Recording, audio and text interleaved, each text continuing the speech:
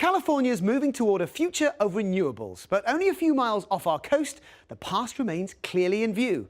Oil rigs, fueling our addiction for petrochemicals, gas and plastics. As consumers, it's a responsibility we all share ownership for. And with drilling not likely to be something that fades away fast, we'll always have the problem of what to do with a rig when its time is up, and do it environmentally. In this Virtually Rick, we take a look at the options. So come with me, let's get virtual.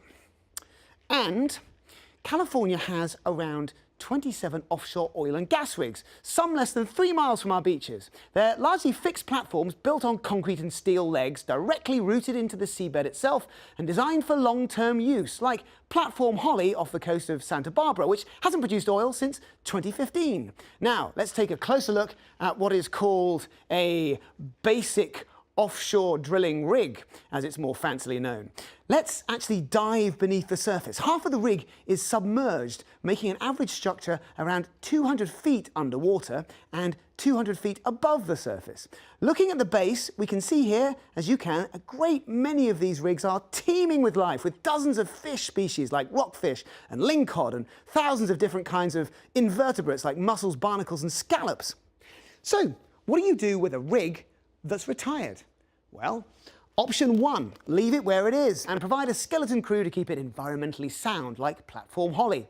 Option 2, remove it completely and return the seabed to its former glory, which is a bit of a cost to the big oil companies.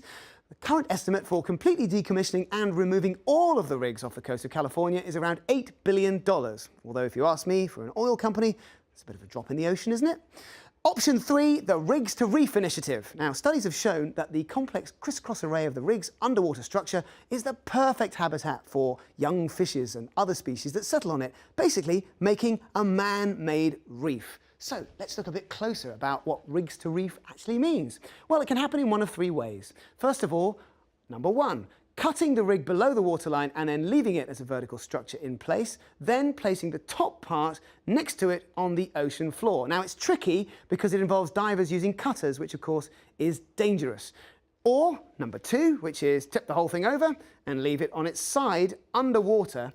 Or 3, sever its moorings from the seafloor and then tow it to a place that's more environmentally friendly. These last 2 methods mean using explosives to sever the jacket legs above or below the floor of the ocean, which means the destruction of the sea life community that's living there. So perhaps that's not the best option. Now, the petroleum companies favour the Rigs to Reef initiative, but at the moment it's currently being stalled legislatively because it's pending more agreements to the fine print. Either way, the oil companies themselves will still have a lifetime of responsibility to ensure that all of its oil wells remain safely and securely capped. As divers know, shipwrecks are certainly objects that are warmly embraced by sea life, but if we spent more time looking to create renewable energy that didn't have such a risky impact upon our friends in the sea, we'd have to worry less about these kind of options. But for now, if Rigs to Reefs becomes the future of all ageing oil rigs, it'll certainly be an effective way to decommission these fossil fuel pumping behemoths as a way to close the door on a source of energy as old and as prehistoric as the dinosaurs themselves.